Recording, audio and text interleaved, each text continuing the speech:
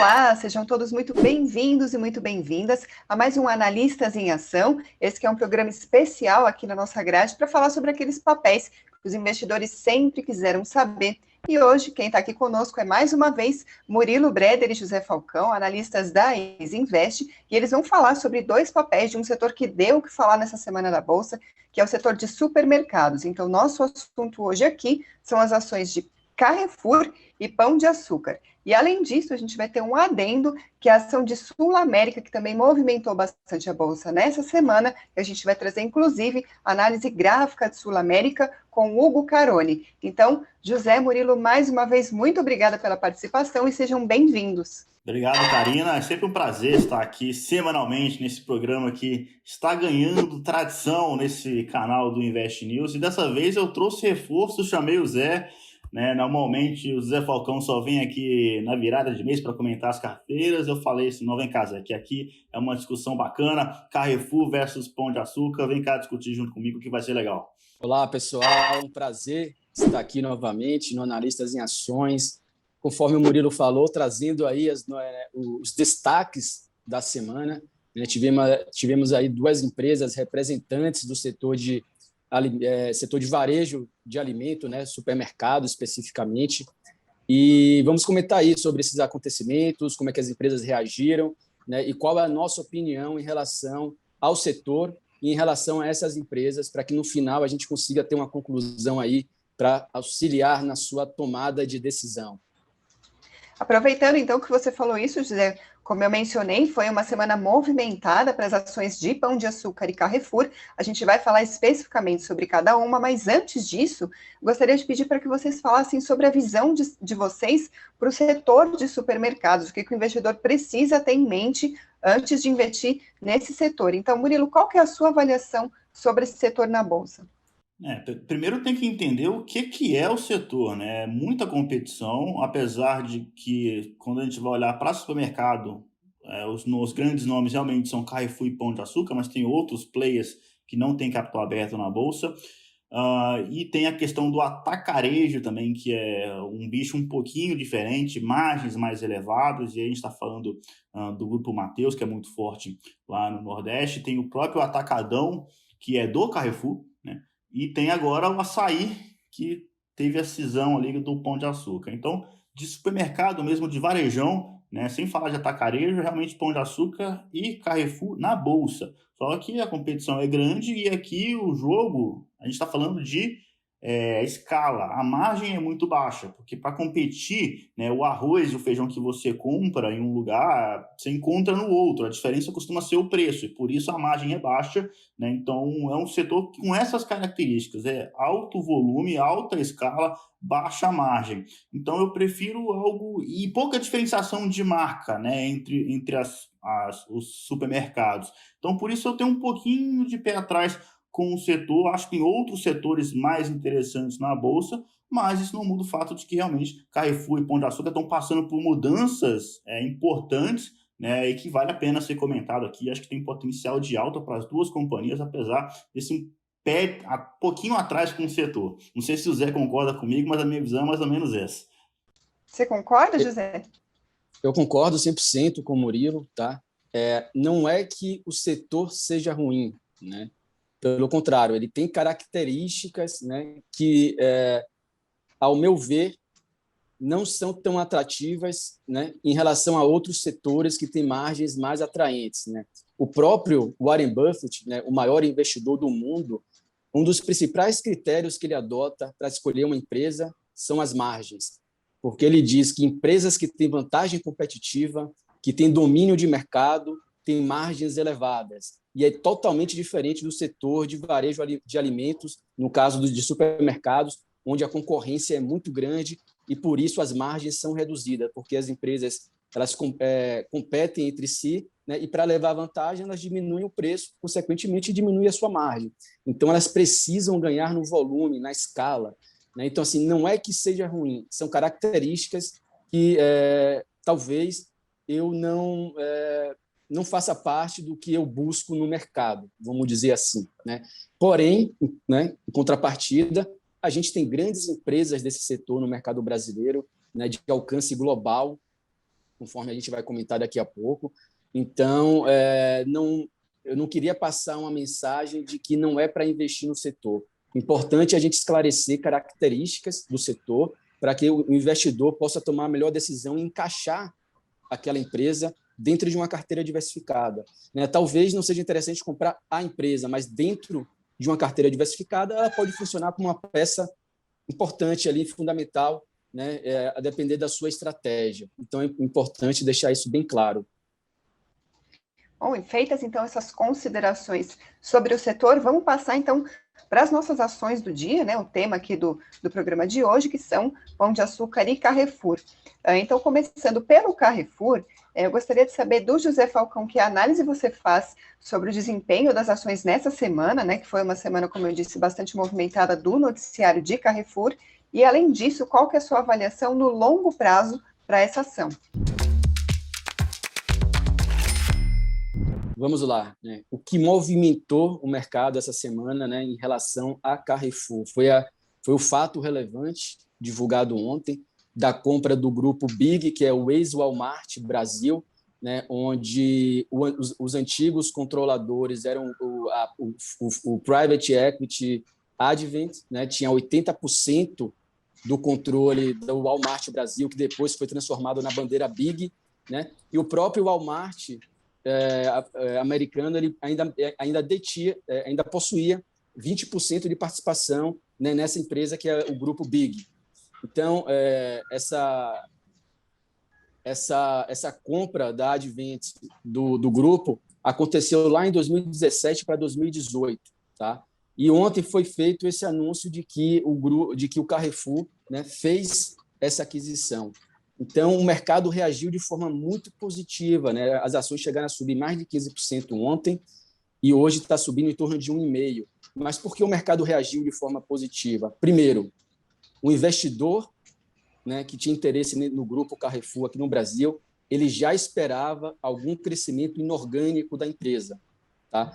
O que é o crescimento inorgânico? É crescimento através de aquisição, né? Você tem um crescimento orgânico, que é o crescimento da sua operação naturalmente, você vai ganhando no mercado ali, né, com o seu serviço, com o seu produto, e você tem um crescimento inorgânico, quando você adquire um concorrente, né, empresas menores, e você vai ganhando escala através disso. Então, o investidor brasileiro já esperava que o Carrefour, em algum momento, desse um passo nesse sentido. Tá? E, finalmente, ele deu um grande passo nesse sentido.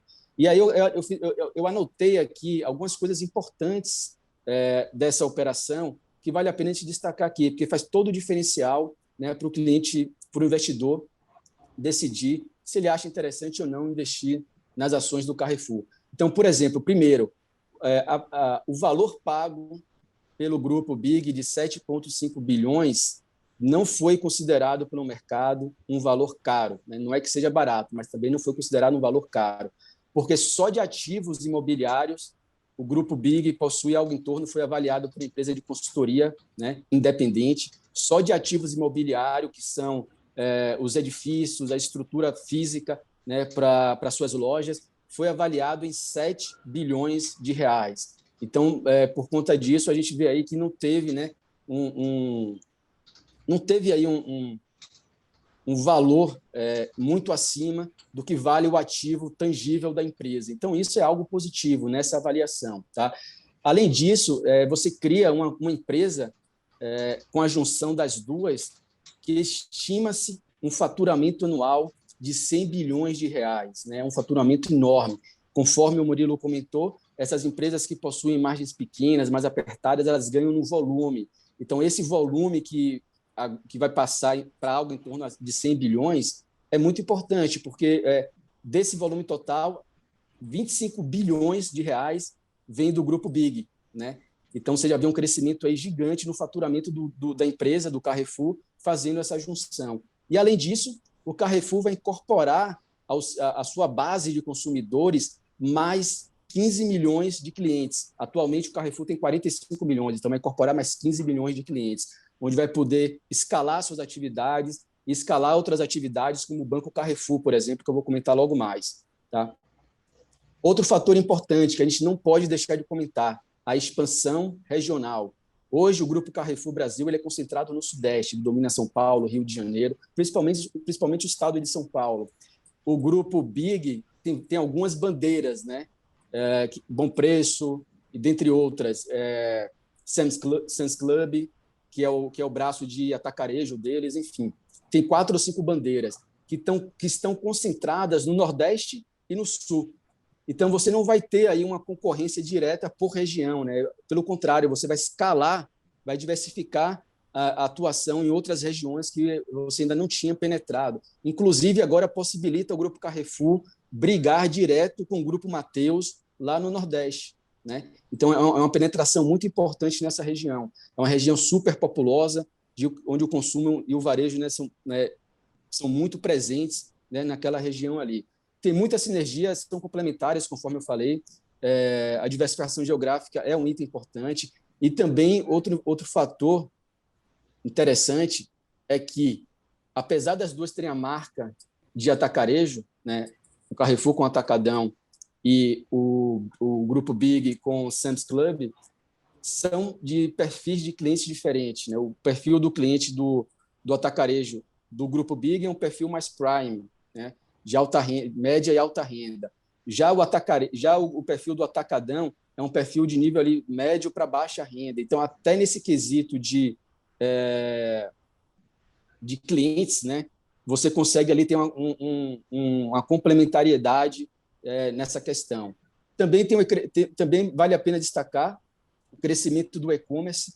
A Advent tinha cancelado a operação de e-commerce no Grupo Big, porque era uma operação deficitária até então. Então, o grupo resolveu parar, né, a operação. Porém, do lado contrário, o Carrefour avançou muito com a operação de e-commerce, né? Para quem nunca fez compra do Carrefour pela internet, experimente, né? Você tem desde vinhos, alimentos, eletroeletrônicos, tudo você compra ali no Carrefour hoje e recebe no mesmo dia praticamente. Então, o Carrefour avançou muito nessa parte do e-commerce, principalmente no ano passado. Então, agora ele tem uma base de 15 milhões de clientes a mais para expandir o seu e-commerce em 2 regiões diferentes, que é a Nordeste e a região Sul. Tá? Então, isso é muito importante também, vale destacar. Além também do Banco Carrefour, que vai ter uma penetração importante, podendo vender ali produtos de cartão de crédito e de conta digital. Tá? Para quem não conhece, o Banco Carrefour tem uma estrutura muito bem organizada. Desde que o Carrefour entrou no Brasil, eles tinham foco em desenvolver o banco. Eu acho que com essa virada, né, de fintech, de mercado se digitalizando cada vez mais, o Banco Carrefour ganha espaço, né, nesse mercado ainda mais. E, para finalizar, não quero me estender aqui, porque a gente tem, né, um limite de tempo, vale a pena destacar os dados financeiros, tá, do Carrefour, agora do 4º trimestre. O lucro líquido da companhia cresceu uma taxa anual composta de 23% nos últimos 5 anos, né? Isso graças a esse crescimento de 23% ao ano nos últimos 5 anos, vem muito do resultado do ano passado, onde a receita do grupo cresceu em 2020 algo em torno de 114%, né? O lucro cresceu 114% em relação a 2019. Tá? A margem EBITDA da companhia chegou a seu melhor nível desde 2014, a 6,33%. Né? A gente estava comentando agora sobre margem, então teve um grande avanço na margem EBITDA do grupo, chegando a esse nível de 6,33% e se aproxima ali dos seus pares aqui no Brasil. Né? Um indicador importante de preço, que é o EV/EBITDA, né, da companhia, chegou ao melhor nível desde 2018, atualmente está em 6,86. Se você pegar, por exemplo, o grupo Walmart nos Estados Unidos, essa relação de EV/EBITDA, né, o que é o EV? É o valor de mercado da empresa mais a dívida líquida da empresa dividido pelo EBITDA, que é uma proxy da geração de caixa da empresa. Então, por exemplo, se o EV/EBITDA do grupo Carrefour hoje está em 6,8, isso quer dizer que em torno de 6,8 anos, apenas com a geração de caixa, né, nesse caso a gente utilizando como referência o EBITDA, seria suficiente para pagar todo o valor que você investiu na empresa, a valor de mercado hoje, mais pagar o endividamento líquido da companhia. Se você comparar com o grupo Walmart nos Estados Unidos, essa relação chega a 13, ou seja, o dobro do que a gente tem hoje aqui com o Grupo Carrefour. E a sinergia, né, entre os dois grupos é estimada aí um avanço no EBITDA de 1,7 bilhões de reais no terceiro ano após a conclusão da operação. Isso é equivalente a um incremento de 30% no EBITDA, né? Ou seja, na proxy de geração de caixa da companhia. Então, essa é a minha visão. A empresa está num momento muito bom e essa operação, essa compra que foi anunciada ontem, só tem a beneficiar a companhia nesse sentido e nos objetivos dela de médio e longo prazo. É claro que é uma operação complexa, depende muito de eficiência, mas a gente acha que são duas empresas muito grandes, muito bem preparadas, com profissionais de alto escalão, que vão tocar isso aí com maestria para que as duas empresas saiam aí na melhor sinergia possível, e quem ganha somos nós, acionistas minoritários também. Bom, feita então essa análise sobre o Carrefour, eu vou passar agora para Pão de Açúcar, e para isso eu passo a bola para o Murilo Breder. Murilo, eu gostaria de saber qual que é a sua análise sobre o movimento de Pão de Açúcar nessa semana, que foi bastante intenso na Bolsa, e além disso, assim como eu perguntei para o José, pergunto para você também, qual que é a sua visão de longo prazo para a ação do Pão de Açúcar? Vamos lá, duas coisas que aconteceram com o Pão de Açúcar. Primeiro, o mês de março conturbadíssimo da empresa, né? Porque ela começou com a cisão, né? Vamos relembrar aqui que a açaí subiu 400%, o Pão de Açúcar caiu 60%, 70%, enfim, algo do tipo. E nesse dia foi uma reação exagerada do mercado, né? Importante lembrar que, na verdade, apesar de o Pão de Açúcar ter caído 70%, 80% no dia, e a açaí ter subido 400%, isso foi um efeito contábil, porque na hora da cisão, a cisão levou em consideração o valor patrimonial proporcional de cada uma das empresas. Então, a açaí teve o papel abriu negociando um valor por ação muito baixo. E assim que ele entrou em negociação no mercado, o mercado rapidamente, na hora, jogou o múltiplo de açaí para o mesmo nível, que é o Grupo Mateus, que é o outro player de atacarejo, e Pão de Açúcar caiu. Mas se você juntar as peças, quem tinha Pão de Açúcar recebeu uma ação do açaí, o cara ganhou muito dinheiro nesse dia. A conta, mesmo pegando a queda do Pão de Açúcar e pegando a alta do açaí, quem tinha as ações do Pão de Açúcar antes da cisão ganhou 14% no dia, porque apesar da queda do Pão de Açúcar, o açaí subiu tanto que a pessoa ganhou dinheiro da mesma forma. Só relembrando aqui, né, o que aconteceu no início de março. E aí, o Pão de Açúcar, na minha visão, foi muito exagerada essa queda. Por quê? Inclusive, um dos motivos que o Pão de Açúcar está subindo nessa semana muito forte é uma expectativa de que o grupo controlador Casino francês esteja considerando fazer um re-IPO da sua empresa lá na Europa, que chama Cenova, é o braço do e-commerce do grupo, e o Pão de Açúcar tem 34% de participação nessa Cenova. Esse 34% de participação valem 5,5 bi, aproximadamente. E quando o tamanho da queda no início de março, quando o Pão de Açúcar caiu, despencou após a cisão, o Pão de Açúcar passou a ser small cap, porque a empresa passou a valer 5, 6 bi. Hoje já recuperou, está cerca de 9, 10. Mas só a participação do Pão de Açúcar na Cenova já valia 5,5 bi. Então, se você tivesse comprado Pão de Açúcar no início de março, é como se você tivesse comprado Pão de Açúcar, comprado a operação da Cenova e ganhasse todos os supermercados de Pão de Açúcar de graça. Era esse o valuation de Pão de Açúcar no início de março. Então, o mercado está começando a se recuperar e essa expectativa, né, que são rumores, inclusive a companhia se pronunciou, ela foi obrigada a se pronunciar, porque ela recebeu um comunicado da CVM, da B3, para explicar o que está acontecendo com esse volume, não só a alta, né, mas o volume de negociação muito forte no Pão de Açúcar, essa expectativa, esse rumor do mercado de que o controlador possa, eventualmente, fazer esse re-IPO da Cenova, e esse re-IPO, essa oferta de ações, é uma porta de saída. Por quê? Como ela tem 34% de participação, ela não consegue sair a hora que ela quiser. Ela precisa de um grande evento, precisa de muita liquidez. Então, é justamente nesse momento que poderia ser uma saída do Pão de Açúcar. E o Pão de Açúcar já falou que é interesse desinvestir, né, nesse ativo, mas, por outro lado, quando a B3 intimou e o CVM também foi lá e cobrou, pediu explicações, o Pão de Açúcar foi lá e falou que apesar de ser interessante o desinvestimento não tem nada de concreto. Então, é aquela velha história que a gente já viu muitas vezes aqui na Bolsa de Valores. Há pouco tempo atrás, aqui tem um mês, que falaram que o André Brandão estava para sair do Banco do Brasil. Acabou não saindo. Saiu depois, saiu um mês depois.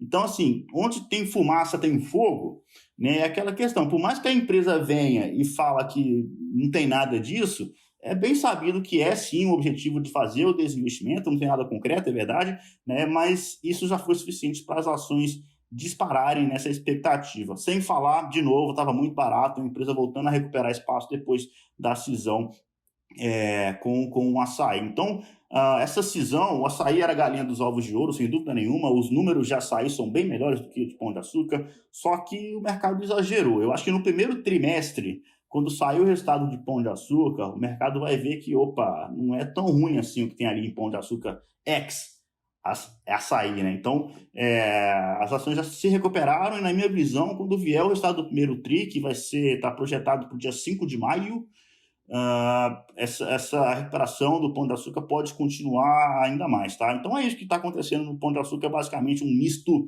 de um ativo muito barato com uma certa especulação e rumor de mercado. Bom, a gente está falando aqui sobre destaques da semana, a ação do Pão de Açúcar, a ação do Carrefour, mas a gente teve também um outro destaque nessa semana, que foi trazido, inclusive, pelos analistas aqui para o nosso programa, que foi a ação da Sul América. Então, Murilo, por que você trouxe esse papel para destacar aqui no programa e qual análise você faz da ação de Sul América? Eu trouxe porque meio que não tinha como deixar de fora nos maiores altos da semana, né? E foi justamente após o Copom surpreender parte do mercado e jogar 75 pontos base e ainda cravar um próximo aumento. O que o aumento dos juros tem a ver com Sul América, né? E todas as empresas de seguro de uma forma em geral. Quando a gente faz um seguro, a gente paga mensalmente para a empresa, esse colchão de dinheiro que ela recebe de todo mundo, ela vai lá e investe, como se fosse um fundo de investimento mesmo. E ela não pode fazer um investimento muito arriscado, porque é o dinheiro de todos os segurados ali, né? Ela não pode correr esse risco, então ela vai lá e faz algum investimento um pouco mais conservador, mas tenta ganhar um pouquinho de dinheiro. Então, é um fundo que fica muito atrelado à performance do CDI. Então, quando a Selic sobe, automaticamente o CDI sobe, a rentabilidade desse float, que é esse colchão que todo mundo paga para a seguradora, é maior. Então, a seguradora vai lá e ganha dinheiro na hora com o aumento da Selic. É isso, tá? E parece que, às vezes, o mercado corre um pouco atrás do rabo, né? Que a Sul América estava caindo, veio o aumento e aí virou, né? Fez um cavalo de pau ali e voltou a subir de novo. Mas muito cuidado, tá, galera? Assim, chama a atenção a alta, mas a alta já foi, né? Você vai entrar agora, cuidado, tá? Porque é uma alta muito forte na semana.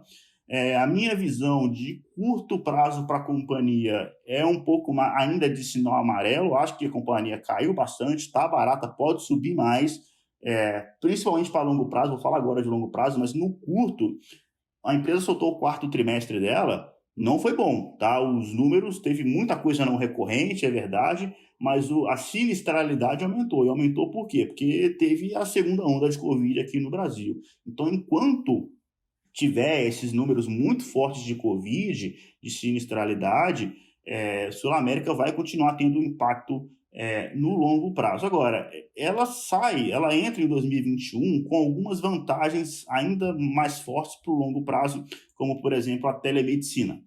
Deu muito certo, é algo que veio para ficar, vai conseguir reduzir custo com isso. Sul América é uma das melhores pagadoras de dividendos da Bolsa, não é que paga mais, mas é uma empresa que ela estava ligada, além do seguro de saúde, ela tinha um seguro de automóveis. Ela acabou vendendo esse seguro de automóveis, hoje é só saúde, que é um business mais tranquilo, mais rentável.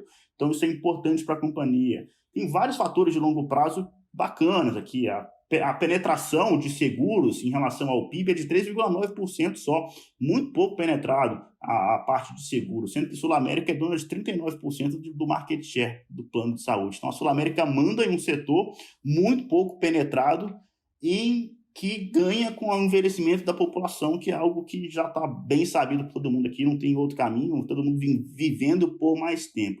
Então, visão de longo prazo segue boa, mas o curto eu fico um pouquinho mais de pé atrás, mesmo a empresa pagando bastante dividendo.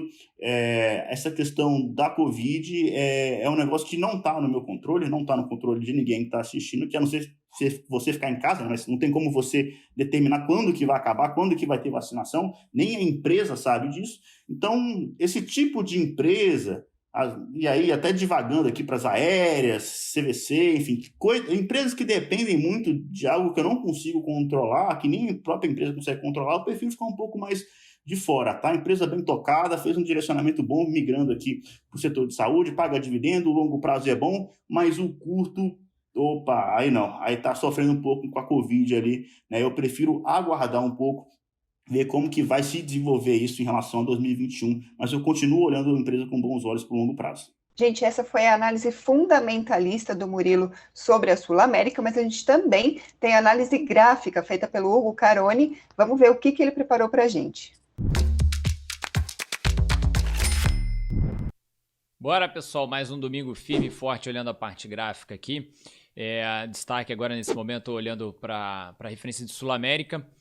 O ativo no longo prazo desde 2008 vem se comportando, como vocês podem perceber aqui ao lado, dentro de uma longa movimentação de alta. Na mínima desse mês, chegou muito próximo do suporte importante do setor que embateu de fato nessa região, foi Porto Seguro. O comportamento é muito parecido. E o que chama atenção é que ao longo, né, do tempo, claro, se ele continuar dentro desse comportamento, a expectativa, né, o upside é bastante expressivo. Então ele teria um potencial de valorização, que chama atenção. Olhando rapidinho para quem quiser num prazo mais curto, tem briga ainda para o lado negativo e destaque para quem entende um pouco mais da parte gráfica, apesar da inclinação, fica de olho para uma possível formação de uma bandeira. Para a gente não estender muito qualquer coisa, lembrando, na live todos os dias a partir da tarde, eu posso explicar isso um pouquinho melhor para vocês. Muito obrigada, Hugo, por mais essa participação aqui no Analistas em Ação. E, pessoal, antes da gente passar para as perguntas que vocês que acompanham a gente aqui no canal deixaram para os nossos analistas, o José Falcão preparou uma análise sobre o Ibovespa. Então, especialmente nessa semana, teve uma data especial aqui para o Ibovespa nessa semana, que aquela mínima do índice na pandemia, que foi os 63.570 pontos, completou um ano, ou seja, fez um aniversário do pior pico ali de baixa do Ibovespa durante essa fase da pandemia. José, eu gostaria de saber a sua análise, né? Se naquele ponto do Ibovespa o cenário era de absoluta incerteza, qual que é o cenário agora? O que você compara, então, sobre o que a gente tinha antes e o que a gente tem agora no Ibovespa e mais, o que esperar daqui para frente para o principal indicador da nossa Bolsa de Valores? Muito bem lembrado, Karina. Aquele fatídico mês de março, né, onde a Bolsa Brasileira caiu 48% em 20 dias. Né, tivemos 5 circuit break nesse período, então foi muito assustador, né, para todo mundo. E foi assustador porque a gente não sabia, né, o buraco negro que a gente estava, o tamanho do buraco negro que a gente estava se metendo. Né? A gente não sabia qual seria o impacto na saúde, a gente não sabia qual seria o impacto na economia, a gente não tinha vacina, foi uma loucura. Né? Então, acho que essa é a grande diferença para o momento atual. Né? Agora, a gente já sabe o tamanho do buraco, a gente já sabe para que caminho a gente deve ir, as vacinas já estão sendo distribuídas, então é um cenário completamente diferente. O que precifica o mercado de forma negativa agora, né, é a questão fiscal dos países injetando liquidez, é a questão da distribuição da vacina, a ineficiência em alguns países, a questão da cepa, né, o avanço do vírus em algumas regiões. Enfim, eu vou chegar nessa parte. Eu queria pegar agora pedaço por pedaço para o investidor ter um panorama geral, né, do que aconteceu de novembro até esse mês de março. Né? Passando um pouquinho no final do ano, a gente teve aquele rally formidável, onde a Bolsa praticamente zerou a queda do ano de 2020. A gente teve uma alta ali de 19% em novembro, mais em torno de 5% em dezembro. Todo mundo empolgado, aquela euforia com as vacinas sendo aprovadas, não sendo aprovadas, mas com um alto índice de eficácia. Né? Então, o mercado já estava precificando isso de forma muito rápida e ansiosa. Né? Eu acho que deu um passo maior que a perna, inclusive. Quando chegou no mês de janeiro, a Bolsa Brasileira simplesmente fez topo histórico, bateu lá 125.323 pontos, ali em meados de janeiro, antes do dia 15.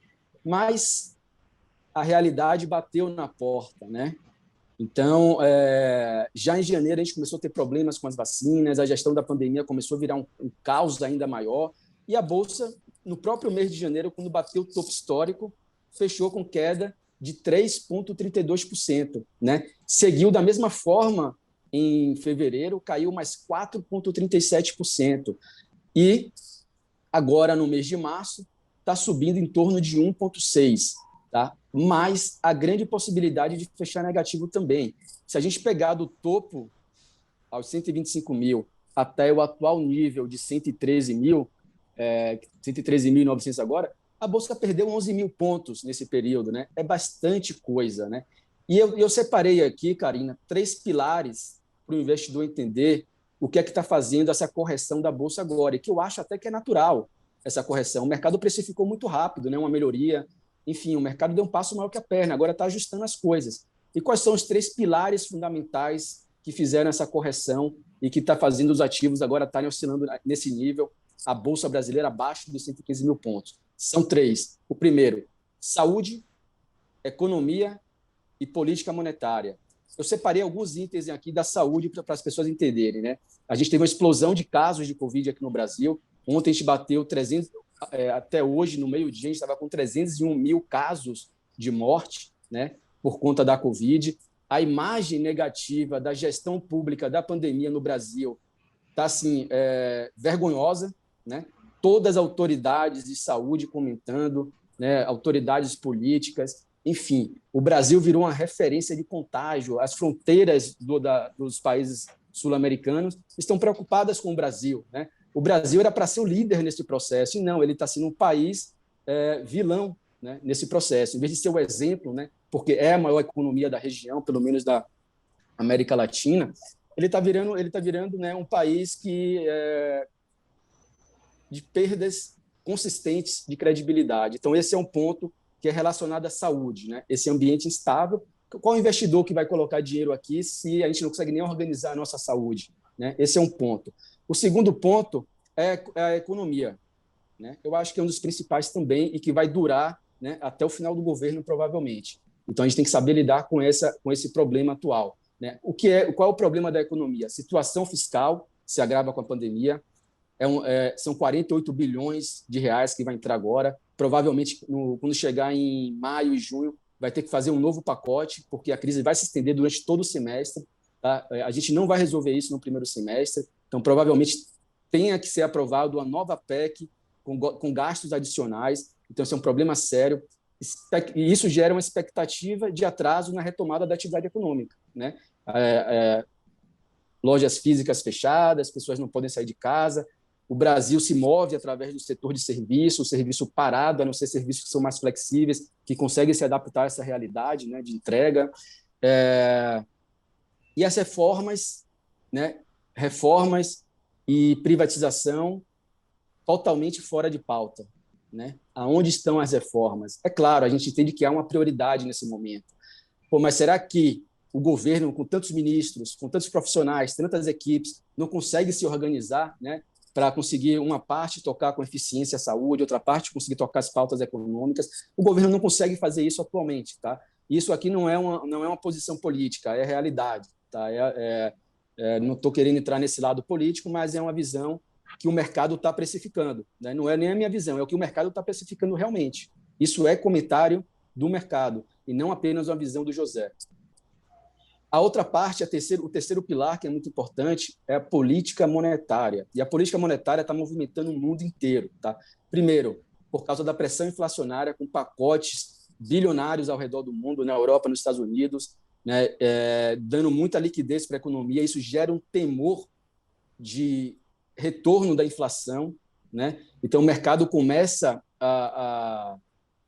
a observar uma alta nas taxas de juros, precificando esse possível aumento na inflação. Tá? O novo ciclo de alta dos juros aqui no Brasil, que começou na última reunião, né, desse mês de março pelo cupom, e tem previsão que vai chegar a 5%, 6% no final do ano. Tá? Outro reflexo disso no mercado americano, dessa alta dos juros, são as treasuries de 10 anos, que chegaram aí nas máximas dos últimos anos, tá? Não é na máxima histórica, nas máximas dos últimos 3, 4 anos, atingindo na semana passada 1,75% ao ano. Para quem não lembra, antes da crise estava abaixo de 1%, ali bem próximo de zero realmente. Aí chegou agora a 1,75%, a expectativa é que chegue que possa chegar até 2%. E o que acontece, né? Com esse aumento da taxa de juros, né, muito em conta do receio da inflação, isso gera uma reprecificação nos ativos de risco. Por quê?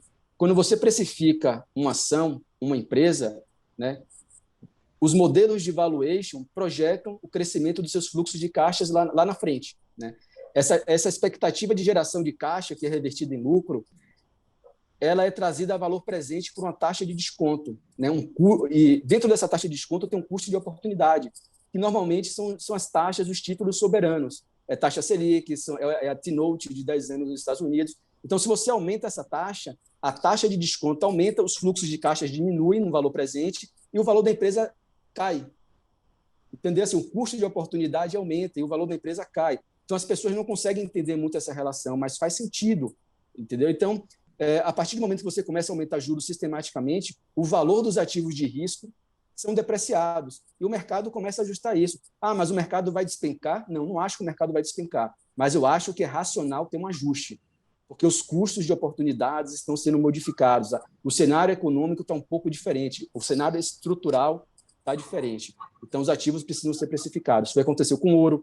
O ouro caiu de 1.800 para baixo de $1.700 a onça Troy, né? E também outros ativos aí de risco. Então, qual é a minha visão para fechar aqui a nossa análise? Tá? A minha visão de curto prazo é que o cenário é desafiador.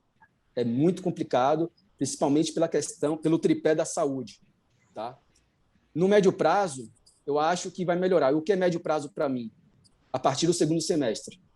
Então, tem que ter muita paciência, tem que ter muita resiliência agora, nesse momento, equilibrar sua carteira, colocar proteção em dólar, diminuir a exposição a risco, se você não tem capacidade de risco, né, para suportar talvez uma exposição excessiva em renda variável. Você tem que reequilibrar sua carteira para passar por esse momento difícil, conseguir atravessar esse momento e sobreviver no final. E qual a minha visão para longo prazo? A minha visão de longo prazo é que quem fizer o dever de casa certinho, seguindo sua estratégia, né, não se expondo a risco excessivo, não querendo especular nesse momento, vai sobreviver. E no longo prazo eu falo aí até o final do ano que vem, quem fizer isso de forma equilibrada vai colher os frutos lá na frente. Tá? Então, tem que ter paciência, tem que ter inteligência emocional para fazer caixa. Se você investe para longo prazo, em empresas com bons fundamentos, aproveita para comprar um pouquinho, né? não de vez, mas aos poucos. E aí você vai montando seu portfólio ali com ativos de qualidade, né? Principalmente. E nesse papel a gente tenta ajudar vocês. E, ao mesmo tempo, né, de forma gradual. Não adianta você comprar tudo agora, o mercado despencar e você ficar com o ativo lá depreciado para recuperar daqui a um ano. Então, o ideal é que você nunca vai acertar o momento certo. Então, faça de forma gradual. Tá? Então, essa é a minha mensagem. Curto prazo, cautela, desafiador, e longo prazo, a gente vai colher os frutos para quem fizer o dever de casa. É isso. Colher os frutos da paciência, né, José? Exatamente. Eu acho que é uma das principais características de um investidor bem-sucedido, é ter paciência. Bom, José, muito obrigada por essa análise que você trouxe para a gente sobre o Ibovespa, o mercado de ações de uma maneira geral, e o Hugo Caroni também vai falar sobre isso aqui para a gente. Ele trouxe uma análise do Ibovespa e do dólar, o que a gente pode, então, esperar para esses dois indicadores importantes do mercado. Vamos ouvir o que ele preparou. Retornando para o lado gráfico, olhando aí na tela já com o dólar, lembrando que esse é o dólar Petax, desde 2013 aproximadamente a gente vê ele trabalhando dentro desse longo canal de alta, tá acima da média, então a visão sim ainda seria de alta. A minha expectativa, sendo bem direto, é que a gente possa ter, não é uma obrigação, mas que a gente possa ter um período aqui ainda muito conturbado e que ele fique assim por um longo período até vir de encontro com essa linha de tendência de alta, né, chamada de LTA. Então, pode sim renovar a máxima, pode perder essa mínimazinha que a gente viu aí no meio do ano passado, e vai ficar oscilando dentro dessa faixa de muita indefinição. Mas, sendo direto e objetivo, sim, em relação à média, pro mensal a expectativa continua sendo de alta. O semanal e o diário já mostram essa indefinição que eu tenho como uma possível expectativa. Então, lembrando, não é pouco, sair do valor atual e subir para romper o último topo, você vai falar em 6% de alta, até um pouco mais, mas a princípio ele pode voltar a trabalhar dentro dessa banda que ele já vem trabalhando ali desde o início do ano passado. Sobre o índice, a gente já falou bastante nos programas anteriores no Ibov na visão longa. Se alguém tiver alguma dúvida, pode perguntar na live que a gente faz todos os dias na parte da tarde. Então, indo direto e objetivo para o diário dele, a gente tem uma linha de tendência de baixa que precisa ser superada. Está algo próximo dos 116 mil pontos.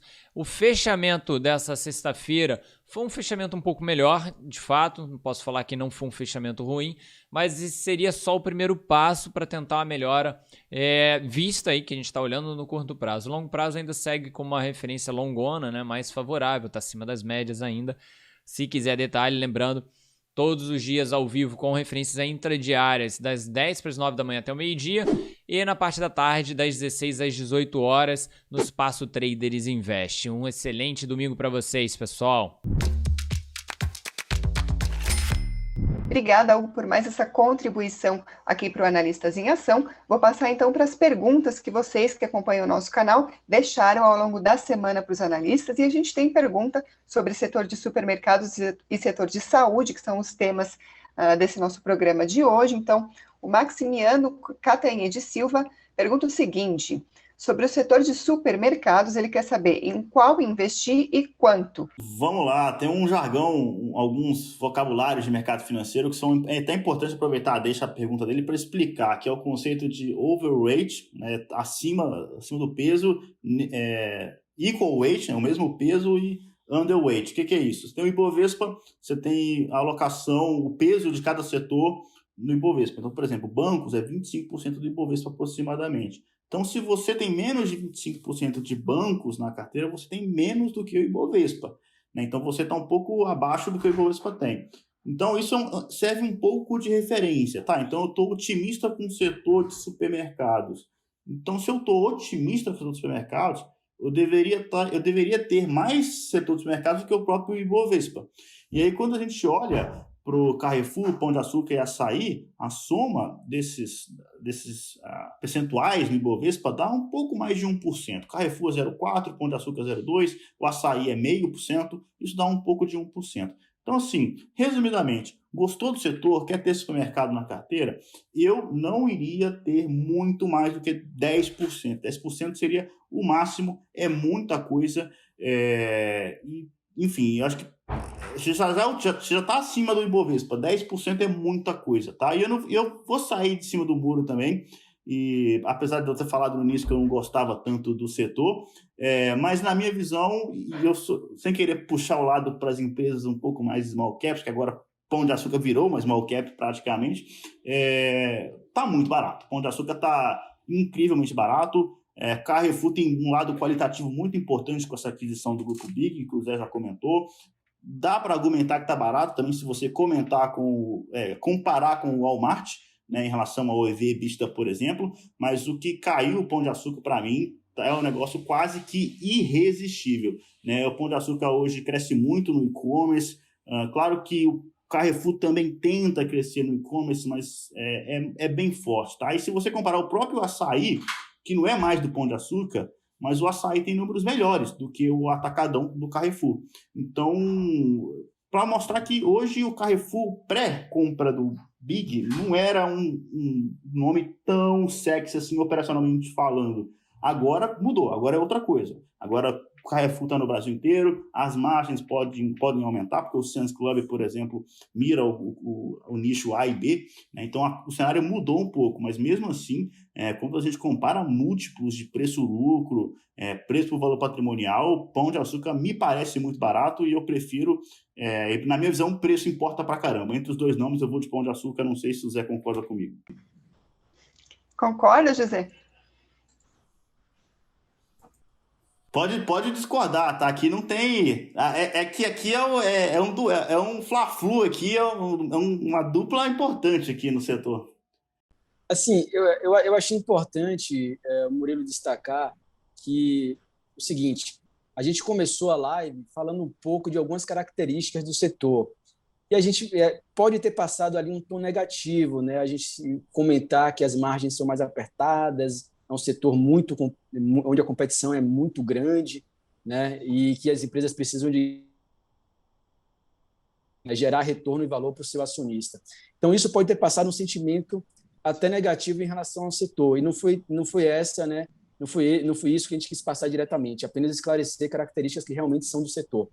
Mas eu volto também ao que o Murilo falou agora em relação à diversificação de uma carteira, e vale a pena destacar que a gente está passando por um momento que provavelmente vai durar até o final do semestre, até um pouco mais, né, essa fase de isolamento, né, que a gente está na pior fase, né, falam que é a segunda onda aqui, já falam que é a terceira onda na Europa. Enfim, isso não vai passar no curtíssimo prazo. Pelo menos durante o semestre a gente vai ter momentos muito desafiadores. E o setor de supermercado é um setor de serviços essenciais. Ele não para, muito pelo contrário, ele tende a crescer, né? As pessoas começam a comprar pela internet, recebem suas compras em casa, né? Quem nunca tinha comprado determinado produto no Pão de Açúcar, no Carrefour, passa a comprar aquele produto, né? E começa a perceber que a variedade de produtos é muito maior do que o que a gente imaginava, né? E essas empresas avançam de forma muito forte, né, nas vendas digitais. Então, assim, foi o caso do Carrefour, que avançou 114%, né, no seu lucro líquido no ano passado, em um dos anos mais desafiadores da história. Então, vale a pena ter, sim, pensando na diversificação, um pedacinho ali do setor, né? Justamente porque, nesse momento, ele vira um setor defensivo. Ele é menos impactado pela crise, tá? Então, eu acho que, nesse sentido, vale a pena você, pensando do lado da diversificação, quem tem um interesse, ter algo ali do setor, porque se torna algo menos sensível a esse momento atual. Ponto. Agora, qual empresa do setor eu recomendo? Eu acho que eu não tenho uma ação preferida, porque eu nunca olhei, como é um setor que não está no meu radar, eu nunca parei para olhar Mateus, eu nunca parei para olhar Pão de Açúcar no detalhe, e nunca parei para olhar o Açaí, né? Vejo números assim de forma superficial, então seria muita ousadia minha chegar aqui e falar qual a melhor empresa. Mas esse movimento do Carrefour me agradou bastante, né? A estratégia, o fato dos acionistas já esperavam uma movimentação nesse sentido, a sinergia entre regiões e público-alvo dos dois grupos. Então, tudo isso eu acho que torna um momento muito favorável para investir no Carrefour. Ah, mas estou na dúvida, investe no Carrefour ou no Pão de Açúcar? Pode colocar os dois na carteira ali, um pouquinho em cada, entendeu? Cada um está em um momento diferente, ambos em momentos positivos, tá? Então, eu acho que é mais seguir nesse sentido, tá? Concordo com tudo que o Murilo falou, tá? Mas eu não olhei um Pão de Açúcar no detalhe para falar, o Carrefour é melhor. Eu acho que, né, conforme o Murilo destacou as características, as qualidades, o momento da empresa, eu acho que está no momento positivo, assim como o Carrefour. Bom, e a segunda pergunta que eu trago aqui para a gente é da Camila Hauster. Ela quer saber se o setor de saúde é um bom investimento. Olha, quando a gente quer saber se algum determinado setor ou empresa ela é um bom investimento ou não, primeira coisa que a gente tem que fazer é olhar os números, os resultados das empresas que fazem parte desse setor. E se você olhar os principais players do mercado, né, Hapvida, Notre Dame Intermédica, Sul América, Porto Seguro, Qualicorp, Redditor, são empresas que, ao longo dos anos, entregam resultados positivos, né? Alguns até excelentes, né? No médio e longo prazo. Então, são empresas consistentes, líderes de mercado e que entregam resultado. Então, é um setor, sim, atrativo, é um setor lucrativo, tá? Esse é um ponto. E tem um movimento muito interessante no mercado agora, do setor de saúde, né, que é uma consolidação de um novo modelo que foi implementado como liderança pela Hapvida e pela Intermédica, que fizeram, né, uma junção recentemente. Vão juntar o grupo, né, vai se tornar o maior grupo de saúde do mundo. né, que é a verticalização do setor, onde eles vendem oferecem serviço de plano de saúde, né, para o paciente, até os serviços, né, hospitalares, clínicas e etc., né? Então, toda a estrutura verticalizada, né, dentro da mesma empresa. Então, isso é um movimento interessante, tá? Que as empresas estão sendo reprecificadas por conta disso. Gera valor agregado para a empresa, custo menor para o paciente, para o cliente final, né? Ele consegue planos mais atrativos, né? Não estou falando do nível do serviço. É claro, se você quiser um nível de serviço Albert Einstein, você vai pagar um plano muito mais caro, né? Mas para a grande maioria da população, né, nem 40% da população tem plano de saúde hoje. Então, você começar a ver um movimento no mercado, né, nesse sentido, tem uma penetração muito grande, muito mercado para ganhar, né? E você vê uma movimentação nesse sentido, oferecendo planos, né, mais atrativos, de custo menor. Isso é um movimento interessante que a gente tem que ficar de olho, tá? E o mesmo movimento está sendo feito pela Redditor. Até o final do ano passado, a Redditor tinha em torno de 14% a 15% da Qualicorp, que é uma administradora de plano de saúde, né? E até o mês passado, a Redditor fez um comunicado para o mercado que atingiu 25% a 26% de participação na Qualicorp, né? E uma grande briga ali pelo avanço, não no controle da companhia, mas por ser o maior acionista. Você tem ali Banco Pátria comprando participação, né? Você tem outros players grandes ali também na briga, o Opportunity comprando participação da Qualicorp e a gigante que é a Redditor, né?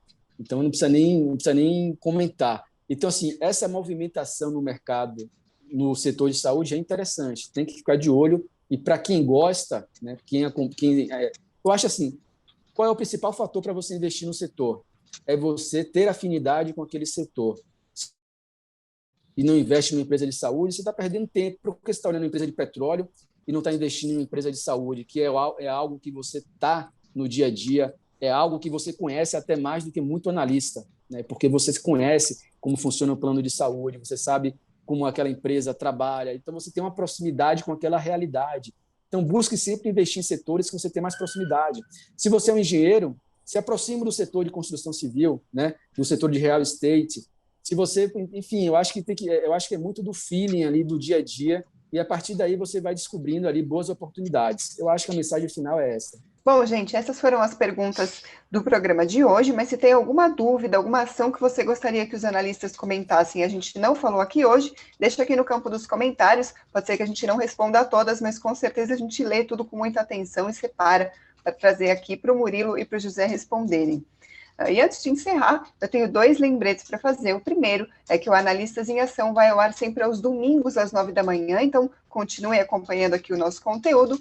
E o segundo é que, além de participar dos programas aqui do Invest News, o José Falcão faz o Morning Call e o Murilo faz o fechamento do mercado no canal Espaço Trader da Easy Invest. O Hugo Caroni também está sempre por lá na sala ao vivo, então, para você que gosta de análises, gosta do mercado de ações, não deixe de conferir esse conteúdo também no outro canal.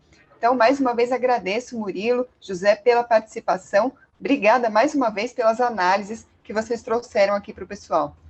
De nada, sempre um prazer. Já deixar o convite para a semana que vem, que a gente vai vir aqui comentar as mudanças nas carteiras recomendadas da Easy Invest. Tem dividendos, small caps, top 10, Zé Falcão, bastante coisa para a gente falar mais uma vez na semana que vem. É isso aí, pessoal. Obrigado aí pela atenção de vocês. É um prazer participar aqui do Analistas em Ações, a gente compartilhar aqui o nosso dia a dia, a nossa visão em relação às empresas, em relação ao mercado. Acompanhe a gente nos nossos canais, no Telegram e no YouTube. E conforme o Murilo falou, semana que vem a gente está aqui de volta, trazendo as novidades das nossas carteiras e comentar aí o desempenho dela até esse momento. Tá? Acompanhem e contem com a gente. Um grande abraço. É isso aí. Agradecimento também a você que nos acompanha. Até a próxima. Tchau, tchau.